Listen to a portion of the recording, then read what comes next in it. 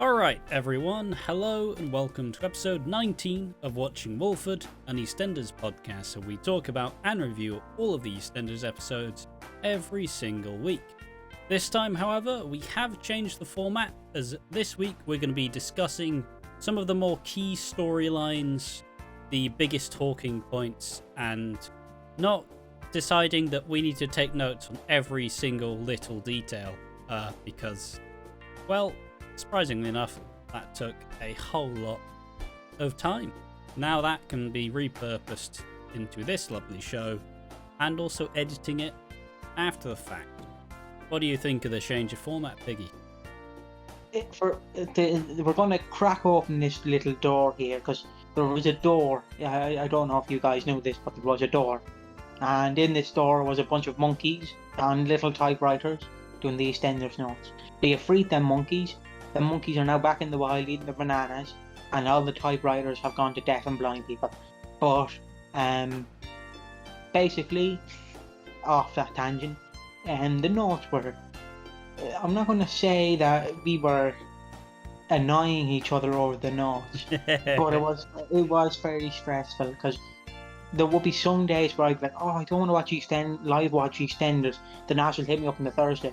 Piggy, have you done the notes? And I'm like, oh, bollocks. And Ash like, oh, now I have to wait for this lazy, I can't say the word, to do the notes, and then I'll be there half dead on Friday afternoon, slowly writing what happened to Linda this week, why she fell down the stairs, how she fell down the stairs, how she's going to recover from falling down the stairs. But this format will hopefully make us less annoyed at each other and want to kill each other, and it will make us. It will be more healthier for us, basically, because I'm not saying it was toxic, but I mean, it's like, there were definitely some weeks where it's just like, oh, come on, man, just please help me here. I'm sure it happened both sides. Yeah, because I'm not saying it was horrible. I'm not doing fucking Brett and Sean from '97, where I'm going to say one thing on camera, then another thing to the press. But I'm not. It was in a toxic environment. It was just very hard for both of us, because Ash would be super. He'd be super productive. He took a line of coke in the bathroom, basically. He's punching walls. He's ready to headbutt doors. He's ready to do the notes. And then I'll be the lazy guy who I'll be like Shark Boy in 2014, who just wants to sit down, eat some donuts, and not worry about it till Saturday. And Ash be like, you'll have to fucking do it. And then Saturday comes, and we're both like, well, that was a tough week, wasn't it? And Ash be like, what do you mean it was a tough week? It was a tough week for you. And then I'd be like, no, it was a tough week for you. And then we'd just be like two angry couples fighting over the last slice of bread. Exactly. And then we'll be on the EastEnders podcast, happy as Larry, pretending to be happy in front of you fans. And I suppose, just to segue a bit more into the podcast, obviously this week we're going to be discussing week 19 of 2023. The episode's going 8th to the 11th. Just before we have another tangent, the main topics for this week will be the King's Coronation. Obviously the Monday episode that heavily featured the coronation of the king, which was filmed ahead of time, so they had to edit it onto the TV afterwards. That's going to be one of the main ones. The next one is going to be Reiss's secret being revealed.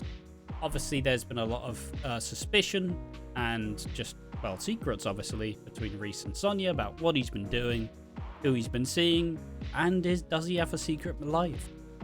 The third one is going to be anxiety, as 3 members on the square have been dealing with many different facets of anxiety. I'm going to say 2 of the names, and you can guess a third. Obviously, Ben and Lola have both been struggling with some form of anxiety, but there's a third character in there you may not expect. And finally, the final topic will be Elaine Peacock's explosive entrance. Linda's mum, finally here on the square. We have a new matriarch, and how will she be? But before we divulge into the podcast, Piggy, how has your week been? My week has been pretty boring, honestly. Bought more TNA Marvels. That PC's been pushed back another year. Um, every time I come onto this podcast, just like the toxic environment that was the North, Ash is always getting that dig in. Oh, when's the PC coming in? And I'll be like, I've got more figures. Then Ash be like that grumpy parent, like, I'm not mad. With his arms crossed, I'm not mad. I'm just disappointed. Sit in the bold corner, and I'll be sat there in the bold corner crying because my boss is angry. Maybe you should save your money and not spend figures now. No. And I'm like, I'm going to All in August. Tony Khan went, we're going to sell out Wembley, and they sold out Wembley. So yeah, I'm going to that in August. So this podcast will probably just like today, because Ash is going on a secret mission tomorrow, will be recorded on a Friday. Very true. Well, I probably eat Taco Bell and have the shits the Saturday morning. Some sad news. If you can get a photo of this duck, I would greatly appreciate it. Oh, is it? Is it Mr. Long Boy? Long Boy has sadly passed away. Yeah, Julius thing. Can we get the 10? Do you know, like the WWE would do the 10-second salute? Can we get the 10 seconds of Julius theme? Yeah, Julius theme over Long Boy, please. Now I'm going to count down for 10 seconds, and hopefully in the edit, Julius theme plays.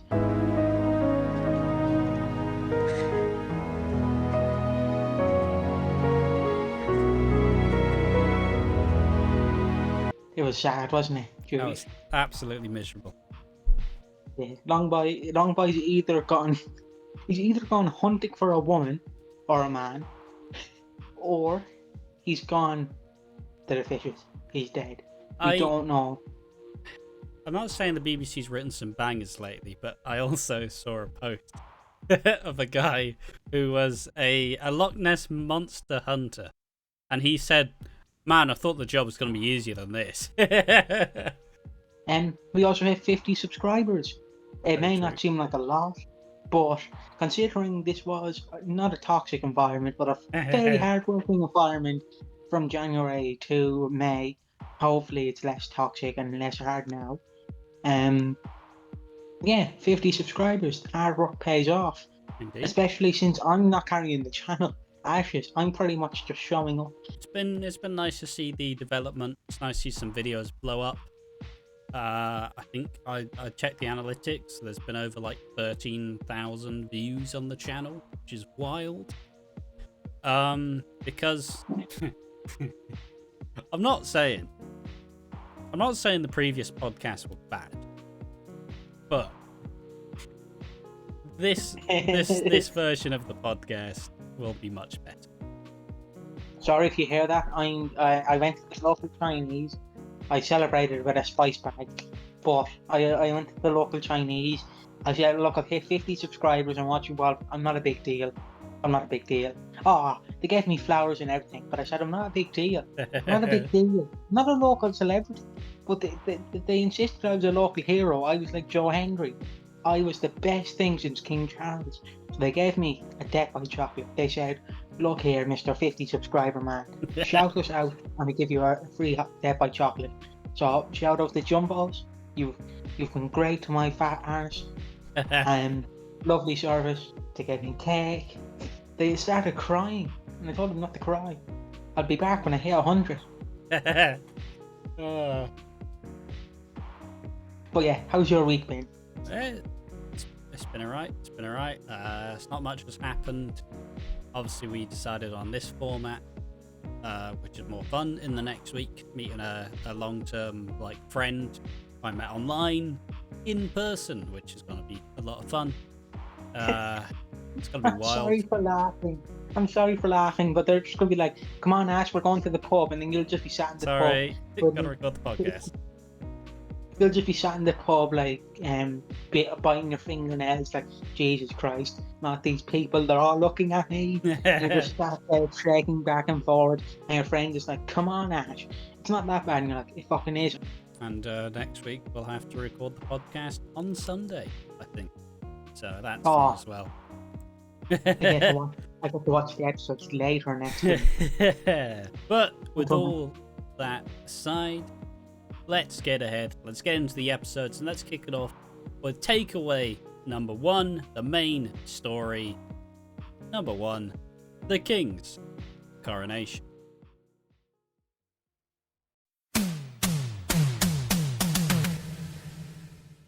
So, yes, Biggie, Monday's episode was entirely dedicated, full of patriotism and God Save the King, entirely dedicated to the coronation of King Charles III.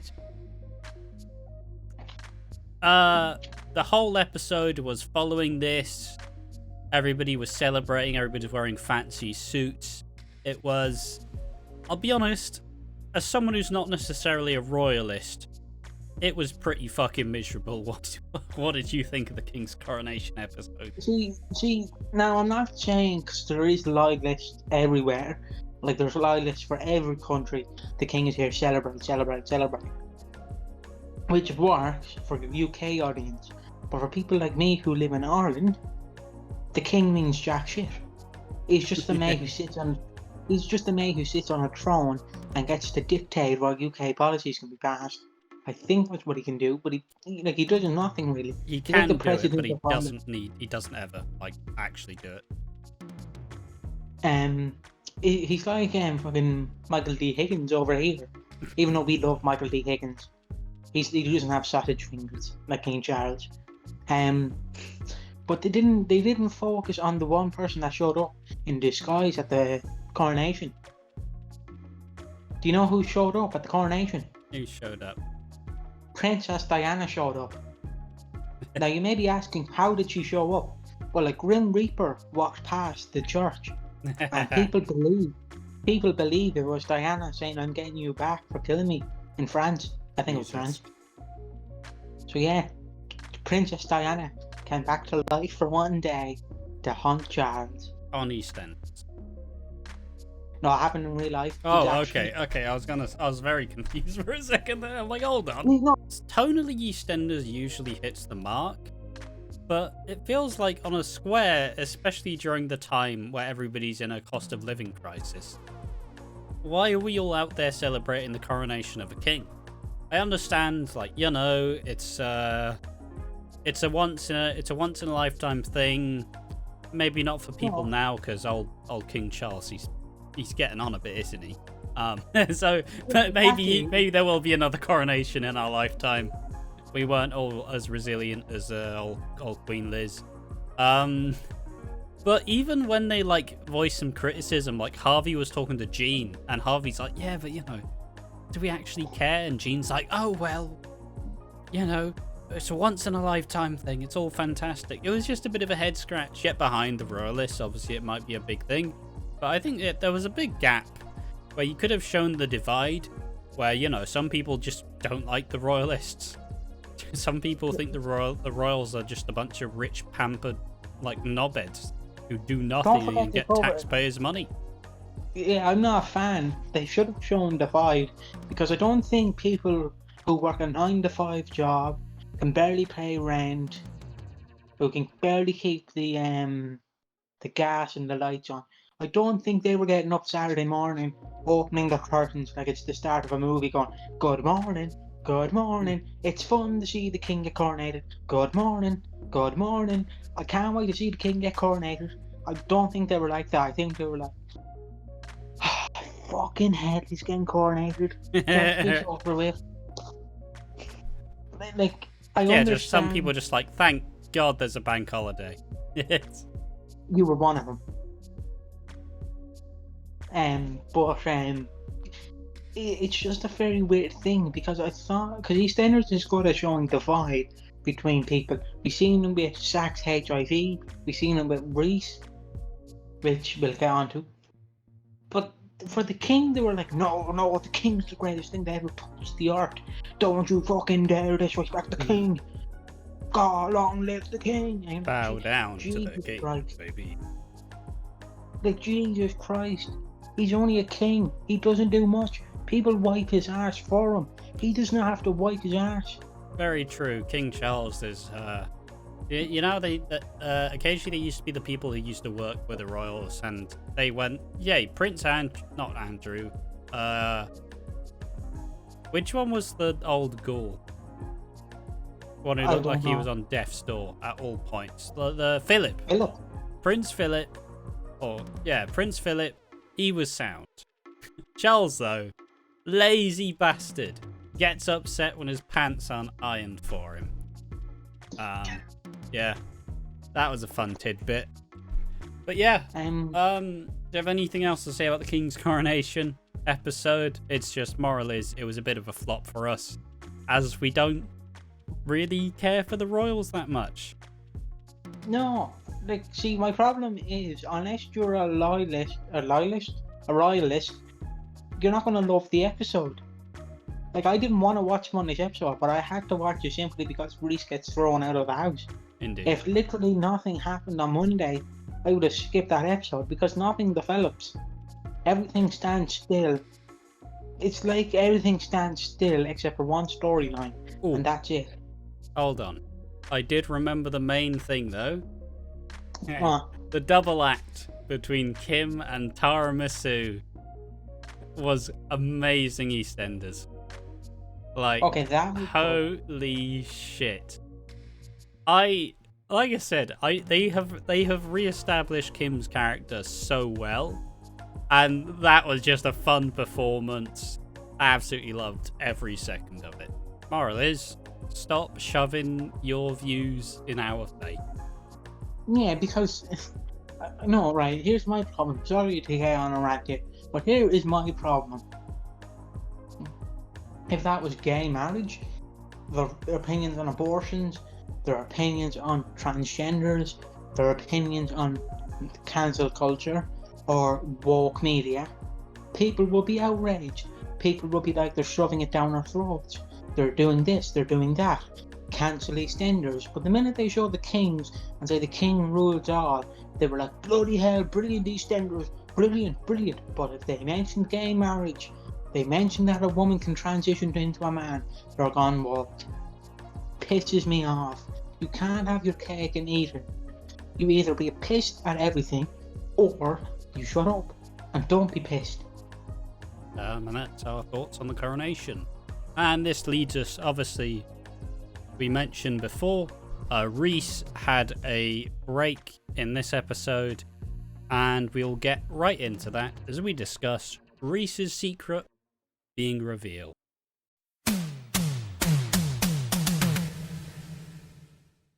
Alright, so just for the context, obviously it was Sonia's birthday and she was excited to spend it with Reiss, but he's nowhere to be seen. And from the previous episodes in the week, Rocky is kind of conflicted whether to tell Sonia or not, which you did not appreciate at all, did you, Biggie? No, because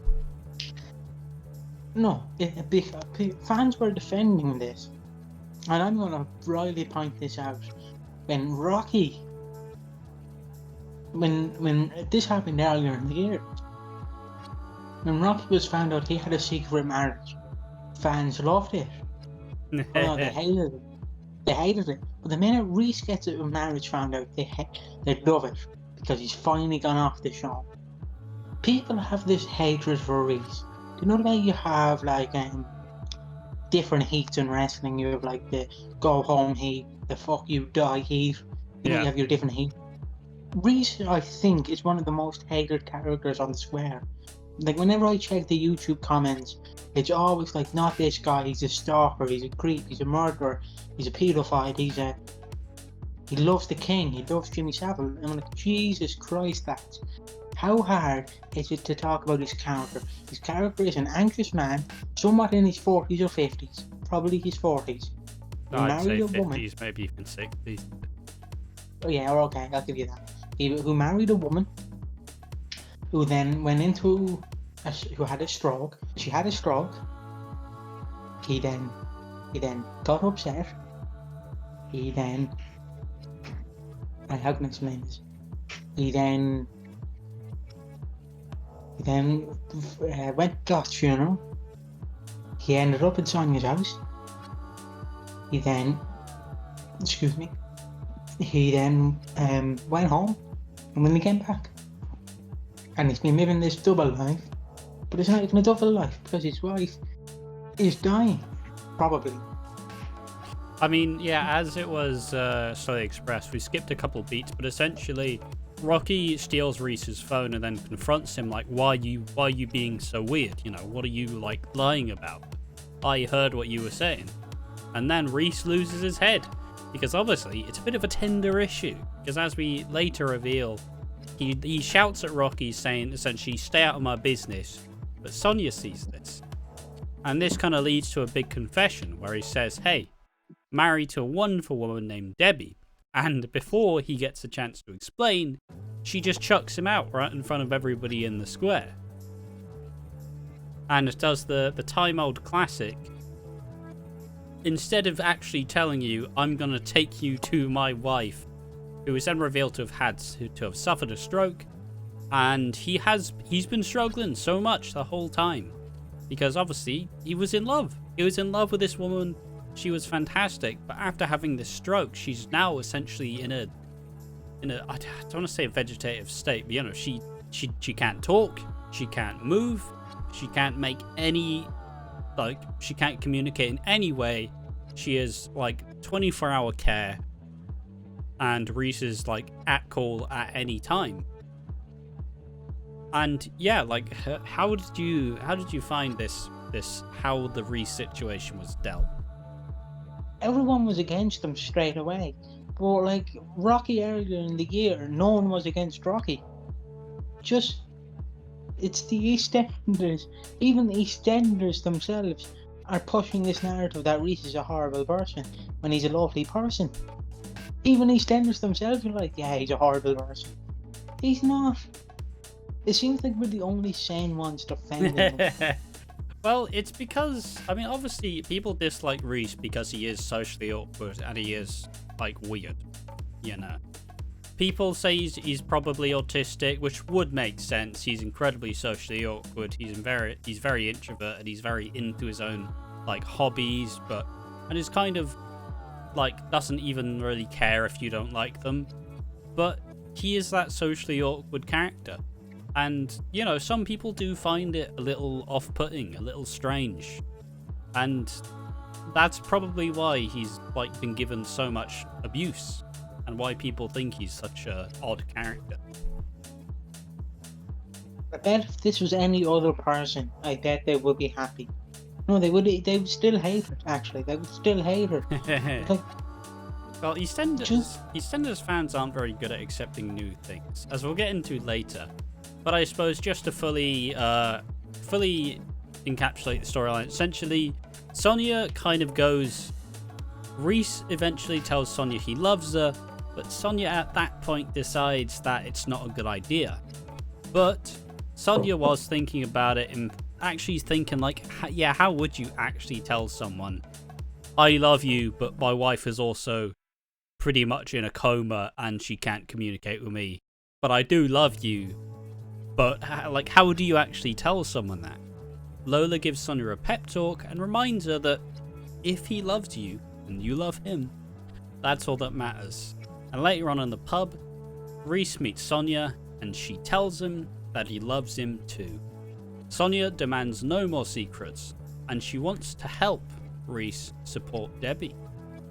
So that leaves a weird little trio between the two. Yeah, it was as a whole, it's been good to see that Reiss has actually been given like a tragic plot, because if your favorite character is given a tragic plot, it means the show has enough faith in them to deliver a good performance, and fundamentally it means they're much more likely to stay on the show rather than not.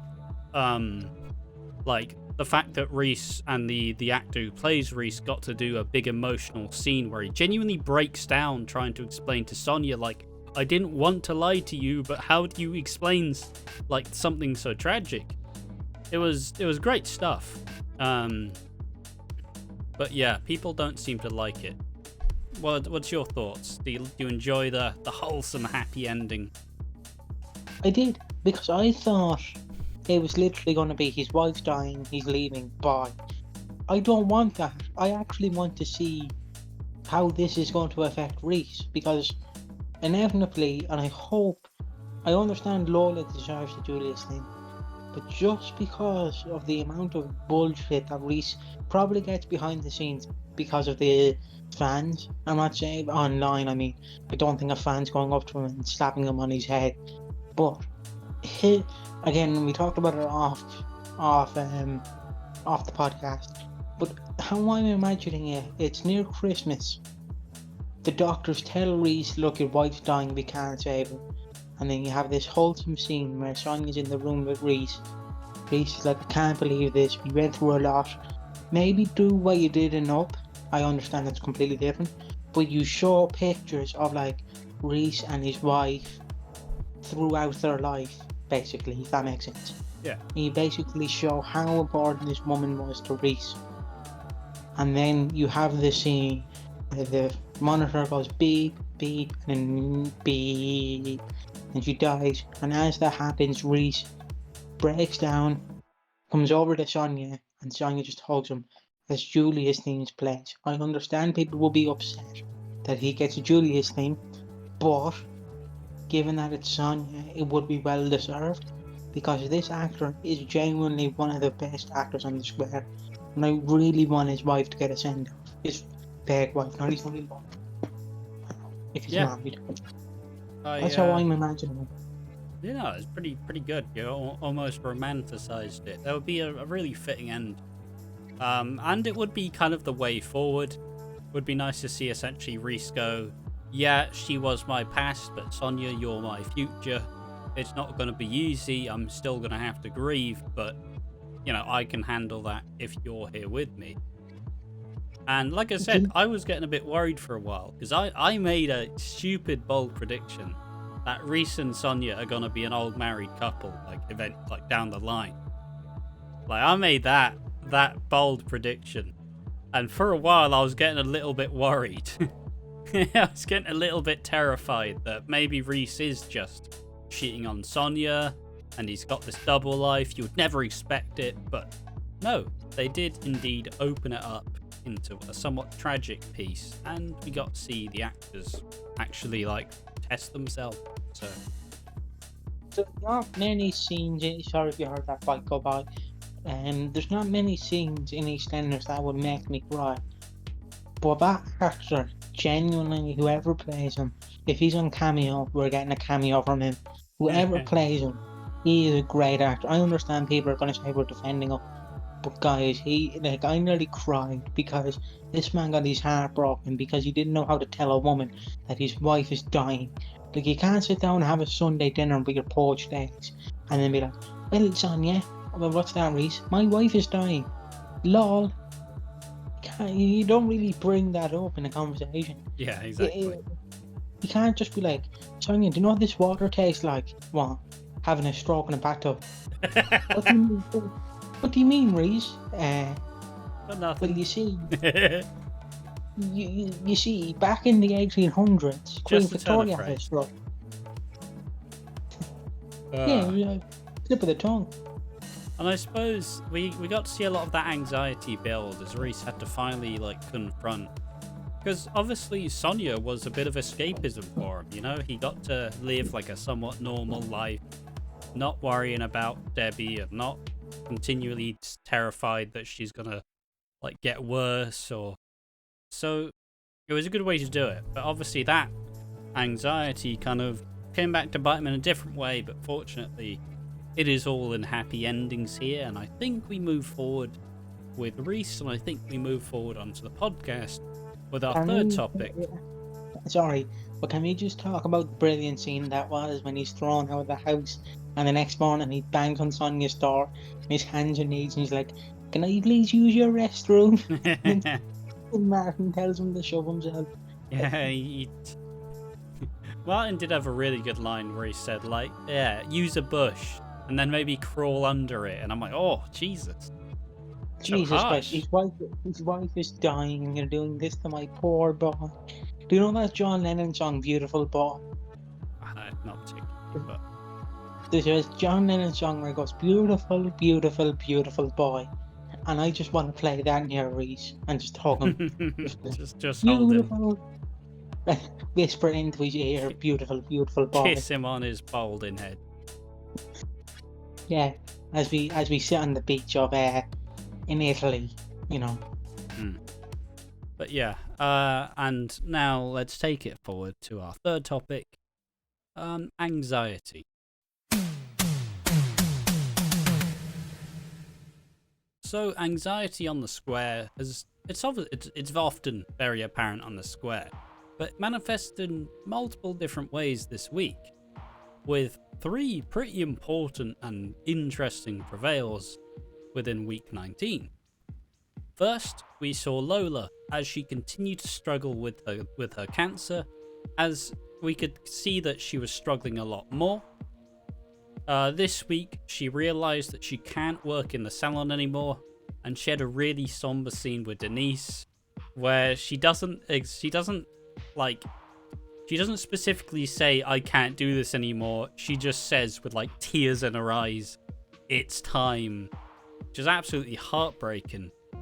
And we just saw Lola continue to get a little bit worse, and that kind of, I don't want to say separation anxiety, but you can tell that she's thinking a lot about her life right now, and it's been pretty rough. How did you find the scenes with Lola this week, Biggie? Because many people don't know, but I relate this to my nanny with dementia. It's, again, I met a brother up last week, but it is horrible. Well, I know it's a bit different with cancer and dementia, but it's near enough the same thing. It's horrible to see that you're dying and there's no way you can prevent it. You are just going to die, you're going to become this old, shriveled up person. You're basically going to end up like your dog, where he's just going to be hard to walk, hard to have a shit, hard to get out of bed, hard to eat food, and you really want to go, "Sorry, sonny boy," you have to go out the back of the shed, and you look him in the eye, tears in your eye, you say, "I'm sorry, but I love you," and then you put him down. That is basically what it's like to see a person who's dying. You really want to put them down. I've always said, because my nanny had cancer, if cancer didn't kill my nanny, I would, because there's this certain amount of love where if you love a person and you see them die in front of you, you just want to put them out of their misery. You don't want them to suffer. And I feel like everyone on the square would want to do that to Lola. They don't want to see her suffer. They just want to see her go peacefully.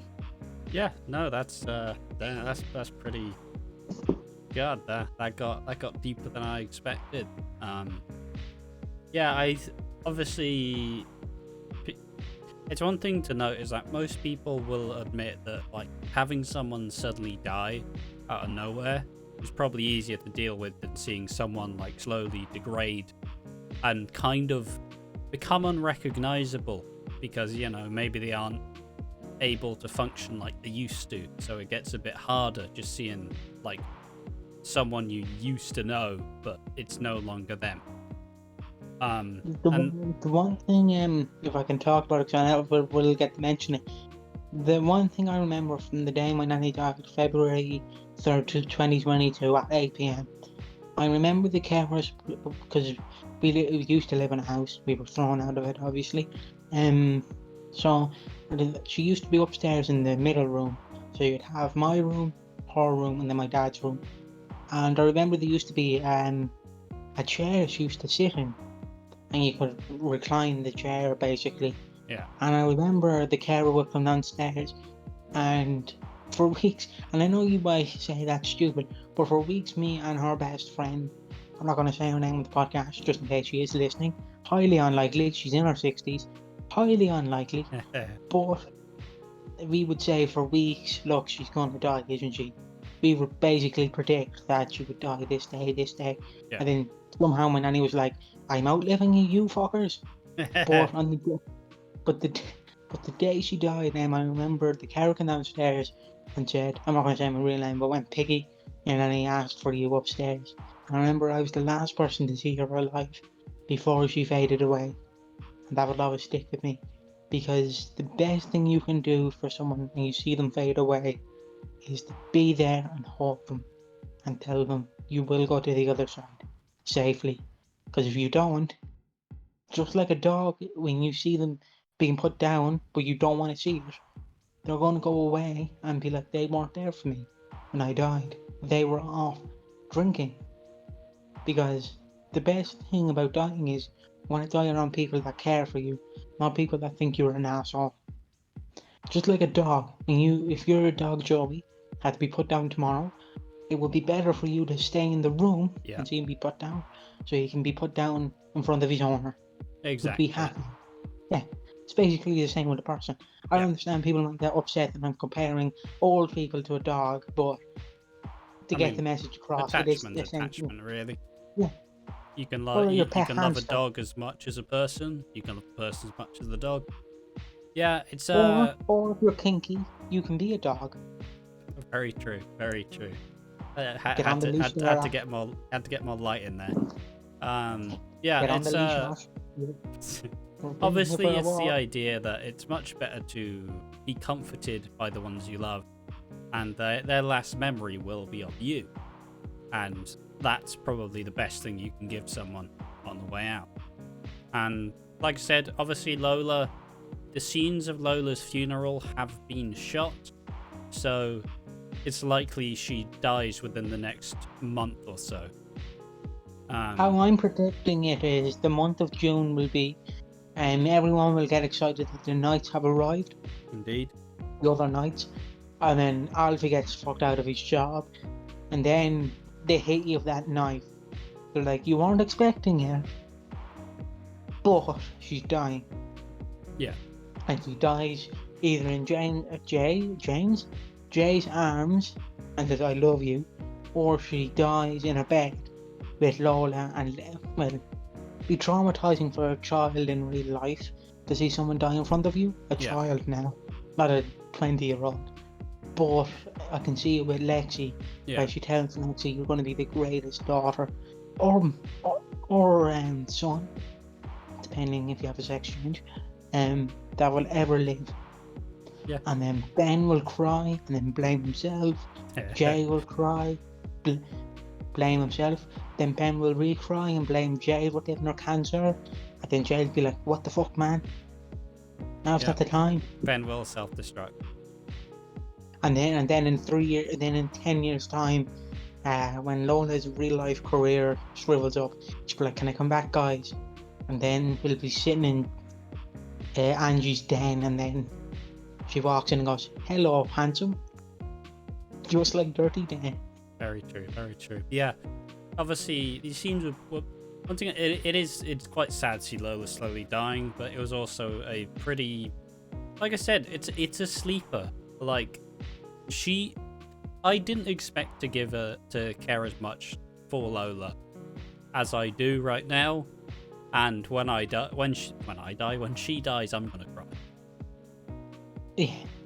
That's gonna be one of the two scenes that will probably make me cry. There'll be that scene, and if they do a scene with Reiss and his wife dying, not Reiss dying, his wife dying. Yeah. They will be the two scenes, because Lola is a great actor. The person who plays her is a great actress. Brilliant. Like, she's one of the best actresses on the show. Not many people are great actors on EastEnders, as we established that. Yeah. We're looking at you, Zach. Be a better actor. But yeah, she is a great actress. Her death is going to hit me right in the feels. Yes. Because I'm just going to be reminded of it last year. Because it is kind of the same thing. It's pretty close. And you'll just be sitting there like, oh no, it's my dad all over again. No. Sorry, there was narrow. That's fine. I'm pretty open. Your dad about would it probably on the laugh podcast. at her. Probably. Your dad would laugh about it anyways. But yeah, and another display of anxiety was Kim. Kim this week has been dealing with her court dates, and she was then deferred to an actual court to deal with the punishment for her crashing the car. But one of the most confident people on the square, being Kim, has been struggling a lot with anxiety and struggling a lot with panic attacks. One of the more poignant scenes this week, as she was in Felix and Finley's car, I've forgotten the name, and she could barely put the keys in the ignition, turned it on, and just cried. How did you find these scenes, Biggie? See, we struggle with anxiety. People might not know that, but yes, the Watching Walford people do struggle with anxiety. Not many people will open up about that. They'd rather hide it and be like, no, I don't struggle. I'm a real man. Not many people will open up about their anxiety, but gladly, if you ask us, what is it like? We will open up. We will be like Reiss in the hospital crying. We will open up. Yeah, you see, back in 2011, there was this woman, and she used to hate me. And then they'll be like, no, we just asked what anxiety is. Yeah, but we got to give you the backstories, you know? Like, Batman has a backstory. Yeah, you've asked about anxiety, but you're really getting all of my trauma, so, And then, you know, like them YouTubers get doxxed for sending inappropriate pictures? Yeah. We get doxxed for oversharing. They're like, I asked Ash how it was to deal with anxiety, and he just gave me his life story. #canceldreams.com. But yeah, Kim's portrayal of the panic attack. It's probably one of the best depictions of a panic attack, because everything happens so fast and you don't know what to do. And it's hard to regulate. Like, it's hard to control your breathing. I think one thing that's important is the fact that it's one of the most confident people on the square. And Kim, you know, the loud, the bubbly, the big personality.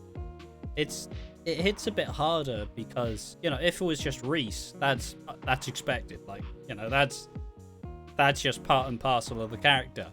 But, you know, for it to be someone as like loud as Kim to suffer from something that, you know, it's often seen as an introverted people type of anxiety. It was pretty good to see.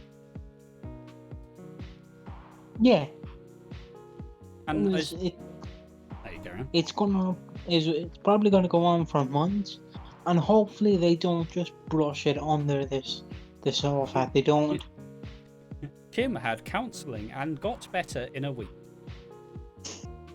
Yeah, they won't. Did you know? Could you imagine they were just like, yeah, I feel great after that counselling session, and then they show the reality of it. That'll be £500 there, Kim. Sorry, my card declined. Well, we would give you counselling, but there's a 3-year-long waiting list. So, you have to get on the for me. Basically, how it happens in Ireland is you have to be put on a HSE waiting list. Yeah. And I was on that list from when I was 14 till 18. I never got counselling.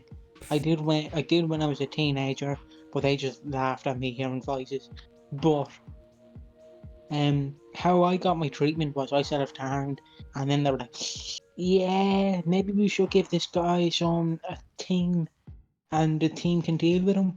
So yeah, Indeed. the word of advice, Kim, whip out your old scissors there and start cutting. Yeah. And then you'll be on the old list. You'll be bumped from 500 to 50. You'll still be on it for 3 years, but at least you'll be between 50 and 100. So it won't be that bad. Sure. I suppose what was quite refreshing to see is the continuation of the teen characters actually being written like teenagers. As when Kim is having her panic attack in the car, Denzel sees this, and Denzel starts like trying to like help her regulate her breathing and give her like some techniques to try deal with this anxiety. He wants her to tell Howie, but she doesn't really do it. But in the end, he just manages to help her himself in a very poignant scene with him and Amy, where he essentially goes, listen, alright, Kim, this may be a bit weird, but I do love you and I want to be able to help you. And it was really, really nice to see the teenagers actually having some emotional maturity and not being written like, fucking hell, lads, this TikTok stuff's really good, mate. Sounds great. Have you seen the latest TikTok? Yeah. No, they wouldn't say TikTok. They would like, have seen the latest TikTok. But it's been really refreshing because they're now actually giving these young, fairly talented actors actually good stuff to work with. So I really enjoyed the scenes with Denzel, Kim, and Amy this week. I think it was once again, it kind of like Lola's, like how much she means. It was kind of like another sleeper hit with me because Kim's become one of my favorite characters, and they're still giving us so much room to like actually be an interesting character. So just thought it would be really important to shed some light on it and continue it further. Do you have anything else to say on Kim? See, the breathing thing can come down to two things. You're either struggling with anxiety or you're too fat.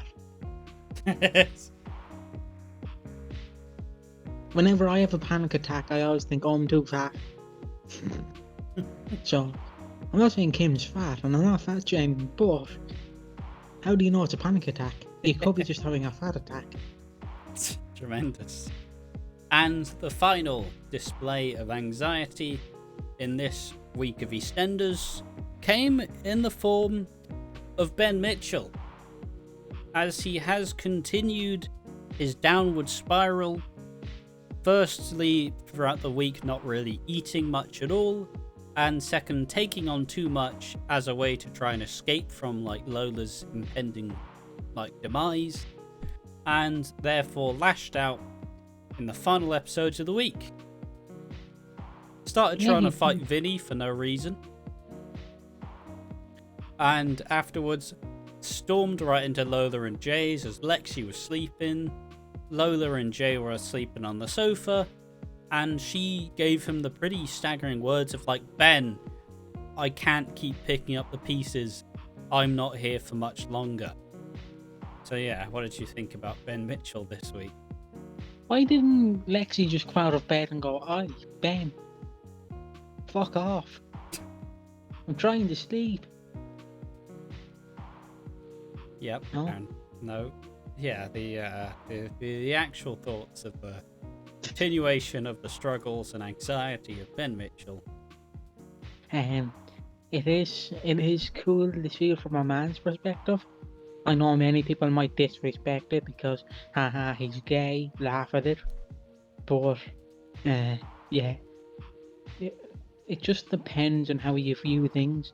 I think it's a great depiction because he's having an eating disorder. He's not dealing with his emotions. Sorry, I had to yawn there because he's a boring actor. He's not dealing with his emotions. He's letting everything get on top of him. And then he's overreacting and lashing out on the people that he loves. Sort of like my mum. Obviously, it continues my stigma against Ben Mitchell, as I just dislike the current direction of the character.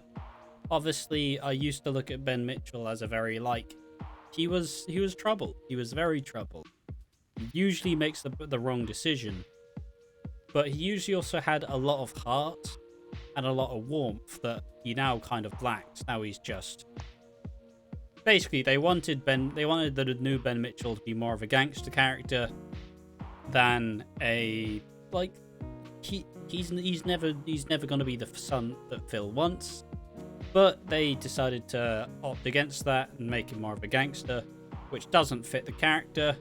They should have just made him like Mark Fowler Jr. or something. They should have just made him a friend of the family. But regardless, this is the Ben Mitchell we have. So it's the Ben Mitchell I begrudgingly have to accept. I suppose it's a good portrayal of... Well, I say that. They haven't really done too much for the eating disorder. There's just been signs so far. But fundamentally, Ben Mitchell is always going to be a tragic character, and I just hope that they give him some fun scenes every once in a while, and not just make him one of the least redeemable characters on the show. But that has been the third topic, and this leads us right into the final one, the biggest deal of the week, the most exciting prospect, and the one that everybody's probably talking about. The new co-owner of the Vic arrives. It's not Sharon, it's not Nish or Suki, it's Elaine Peacock, Linda's mum.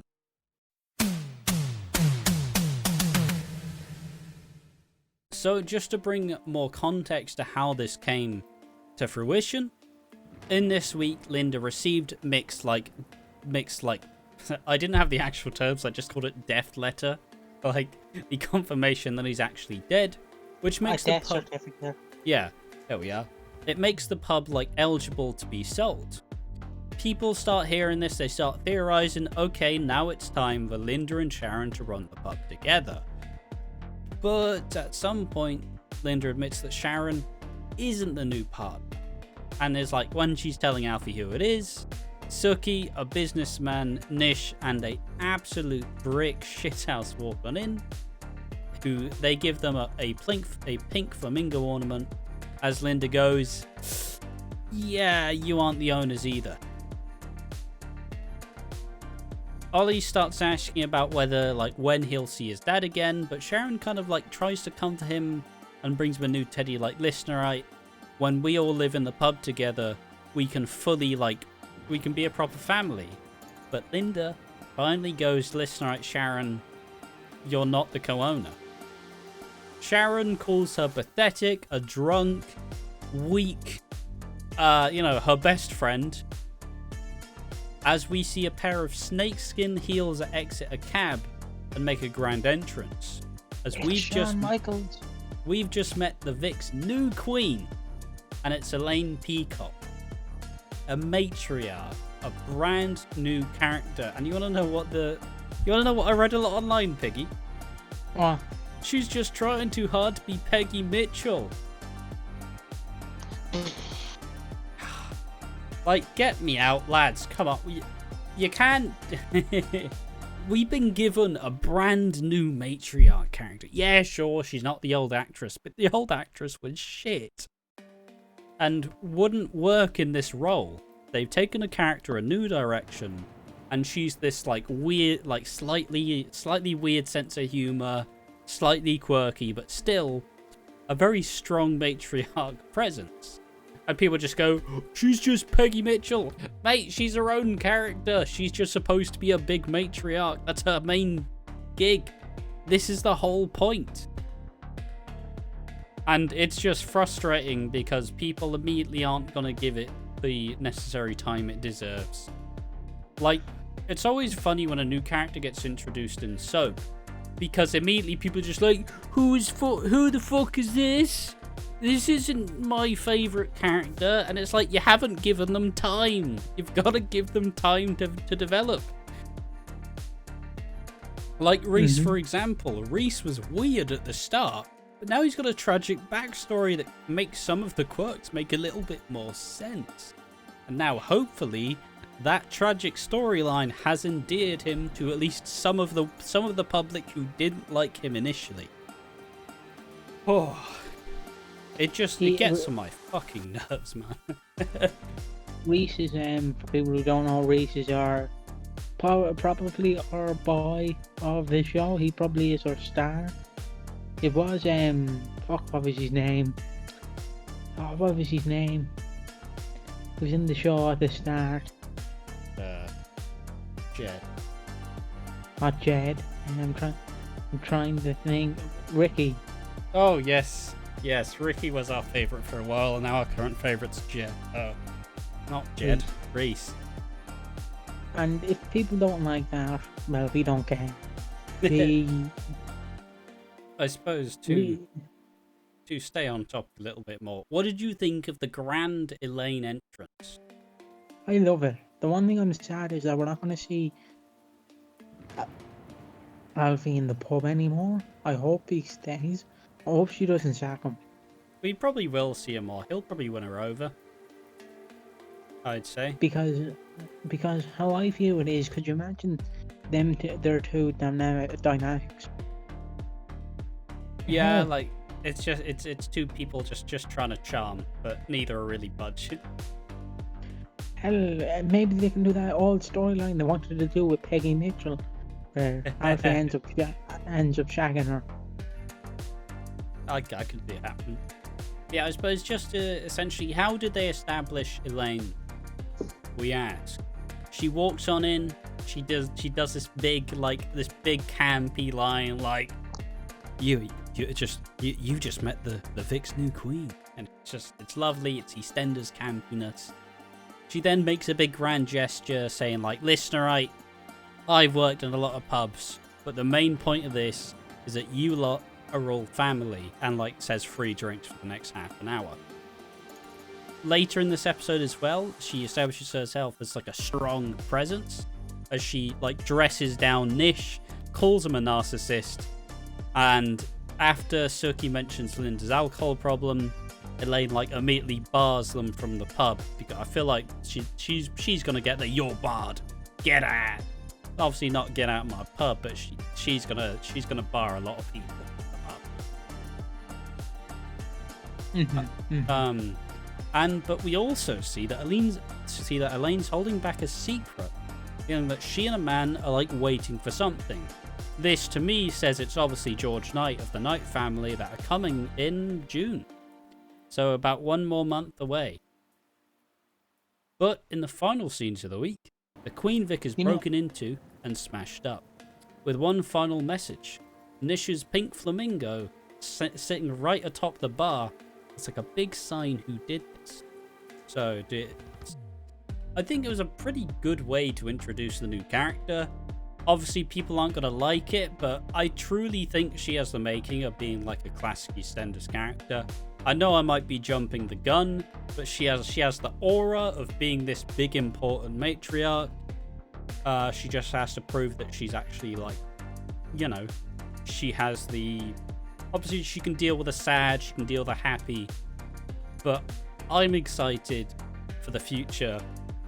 And I'm excited for Linda to actually be given a family to play off, rather than just Alfie, who she's had lately. So yeah, what do you think, Biggie? How do you find the entrance of Elaine? When I seen her walk in, I was injured. My mind went back to 2005. I would have been a child, but when watching it, I wasn't a child. My mind instantly went to Dawn West. Dawn West is hyping up this man. We see boots, we see jeans. It's the biggest signing at that time. The biggest signing to TNA. He walks out. My Last Breath, the bootleg version plays. And then he walks out with the little jacket. It's Christian. I was instant. It gave me that vibe. Like someone had to do a Dawn West and it would have put me over the top. She's here. The biggest signing to EastEnders. The Christian's theme plays. His TNA theme plays. I think it's an exciting sign, but basically I would have been worried if they didn't give her a grander entrance, or if they gave her like a slightly less grand entrance, because this at least gives me some faith that she's likely going to be in the show for a long time. They likely already have a whole lot of plans for her, this like branching story. She's been introduced with a secret, and that's obviously, like, people have suggested perhaps she orchestrated the break-in so she can now bring in George and their family. Because she's like, you need a man in the house. And Linda's like, yeah, I had one. And, maybe this leads to the family being united together. So we do not think she is budget Peggy Mitchell. I think she's going to be a great character in her own right. Do you have any final thoughts about Elaine Peacock?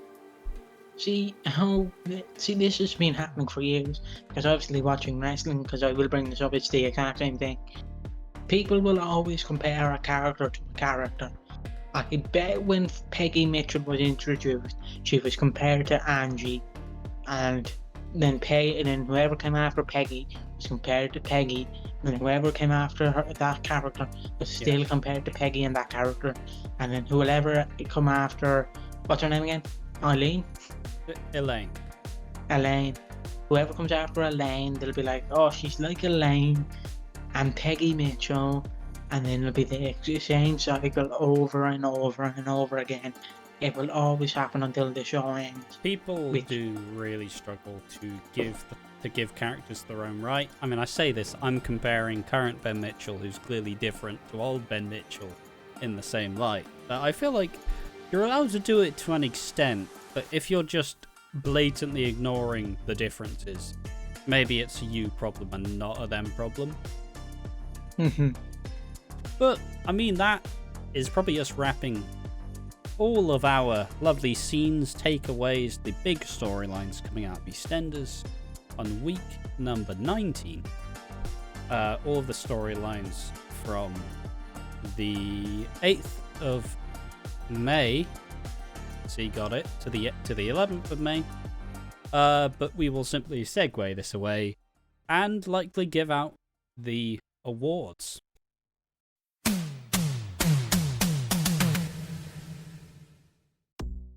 I thought we were canning the awards, but I'm thankful they're staying. So No, the awards aren't being cancelled. Maybe we'll create some more. Maybe we'll just temporary ones. One award I want to give, just as this may catch you off guard. I just want to say the scene to watch. You know, like the best scene of the week. And just for me to have an example first and foremost, I want to give it to the Kim, the Denzel, and the Amy storyline, where they, through nothing but sheer like caring, they managed to break into Kim's like stubbornness of not wanting to talk about how she's feeling, and they share a very wholesome moment. Which honestly, if it was 2019 EastEnders, it would not be happening, would it? So that scene, seek out that scene. It was tremendous. if I can give a scene, and I might be biased, but there's a character we love in the show. I don't know if you've heard of him. He's a little man called Reiss. You might have heard of him. I definitely recommend, because people might say he's a terrible actor, but I recommend this scene where he's in the hospital explaining to Sonia, "This is my wife. I love her so much. I love you, Sonia." And then Sonia's like, "Sorry, mate. Stay with your dead wife." And then he's just in the hospital, bawling his eyes out. That is the scene of the week for me, because it just shows you that despite the hate he gets, this man is probably one of the best actors and characters. Like the way he cries, he just starts sobbing. All you want to do is hug him, just like you want to hug Denise, Kim, in the car scene. Exactly. Yeah, it's both scenes. Yeah, I definitely recommend both scenes, and those are probably the ones to watch. If you want, I suppose, if you want the standard EastEnders campiness, watch Elaine's entrance, because it is like it is EastEnders classic campiness. Yeah. And I suppose the other awards that we will continue to use, I think, maybe we'll change them, maybe we'll just keep them the same. Steve Blackman Award is staying. I don't care. I will put my foot down for that award. Yeah, we can keep the Steve Blackman Award. Obviously, if you haven't watched the show before, the Steve Blackman Award is the most wooden portrayal, the most wooden character. Some of the most famous options were Keanu, Peach's Ashes box, Phil's baseball bat. We have some classics. Who is the most wooden character of the week for me? Oh, that's a hard one, because there's been a lot of like outstanding performances. I'm gonna say Harvey's hips when he's doing that Eurovision dancing, because he was stiff as a board. Well, a controversial take, but you know who I'm going with? Who? All rise and sing the national anthem. God save our sausage fingers, our royal sausage fingers. God save I our sausage suppose fingers. you could say the whole Coronation episode was a little bit wooden, because it... No, this award, we're emailing it. We're not emailing it. We're mailing it right to where King Charles and Queen Camilla live. You two get the most Steve Blackman award this week. You were terrible actors. You couldn't act. And I suppose the final award, probably the most relevant award, the most fun award we have. The award that goes to needs to face it. Who needs slapping down, Pig? King James, you're getting slapped down, mate. Making me sit through the Coronation episode.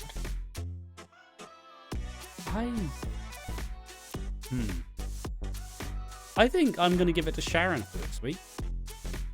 Purely because... No, do you know who we give it to? Who?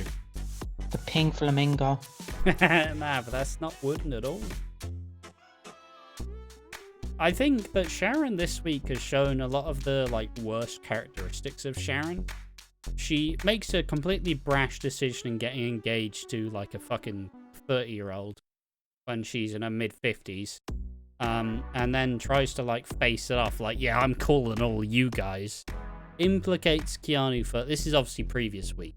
But coming into this week where she just completely insults her best friend and just calls her out on some of the most vulnerable parts of the personality. I'm not a Linda supporter whatsoever, but you start mocking a drunk and you start calling them out on their on some of their characteristics that they may be insecure about. It's mate, you trying to start a drinking again? What's wrong with you? And with that aside, Sharon gets the award for slapping down, as does... Who was your pick? King Charles and there we are. Queen Camilla. Tremendous. And that is a wrap for Watching Walford number 19. The soft reboot. The soft reboot. Just you wait till we start calling it the Watching Walford show instead of the podcast. Then we've fully gone haywire. Regardless though, did you like the new format? Are you enjoying the slightly different production on this? I think we're heading to a pretty good direction. I think this probably did us more justice than any of the previous podcasts have. I have been Ash from Watching Walford, and I've been joined by Piggy. I've been Piggy from the room where Prince Andrew had to watch King Charles's children. God. And that has been Watching Walford episode 19. Remember to like the video, reboot. Subscribe, and obviously tell me that the format and the new stuff looks good, because I have a terribly small ego and I need it to get larger. Thank you for watching, and bye-bye.